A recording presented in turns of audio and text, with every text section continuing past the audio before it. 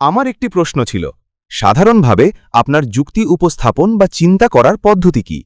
আপনি কি first principal thinking model অনুসরণ করেন, নাকি জ্ঞানতত্ত্বের অন্য কোনো পদ্ধতি মেনে চলেন?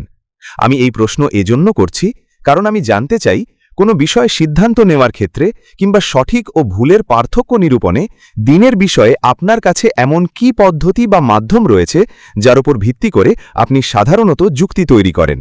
যখনই আমাকে কোনো মতামত গঠন করতে হয়, তখন যেসব বিষয়ের সাথে আমার সম্পর্ক রয়েছে সেগুলোতে আমি প্রমাণ উপস্থাপনের ভিত্তি খুঁজে বের করার চেষ্টা করি। অর্থাৎ যদি আমাকে কিছু বলতে হয়, তবে আমি কোনো জিনিসটিকে মূল দলিল বা যুক্তি বানাচ্ছি। আর যদি অন্য কারো কথা বুঝতে হয়, তাহলে সে কোনো জিনিসটিকে তার যুক্তি বানাচ্ছে। এটিকেই বলা হয় প্রমাণ উপস্থাপনের ভিত্তি।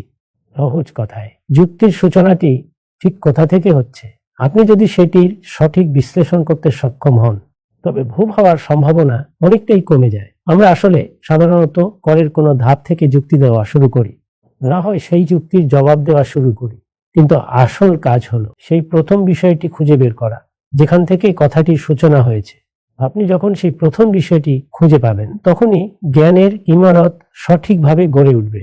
আর যদি প্রথম বিষয়টি ভুলভাবে বুঝে থাকেন, তবে পুরো ভিত্তি বাঁকা হয়ে তৈরি হবে। ফার্সি ভাষায় একটি চমৎকার প্রবাদ রয়েছে, তা সুরাইয়া মিরাওয়াত দেওয়ারের কাজ।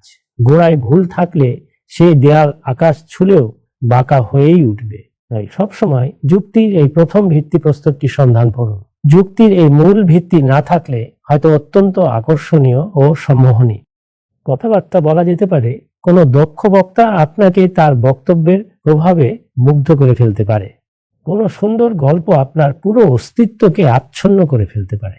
কিংবা কোনো বড় বিজ্ঞানী প্রমাণের বিশাল বাজার বসিয়ে আপনাকে তার কথায় একদম আশ্বস্ত করে ফেলতে পারে।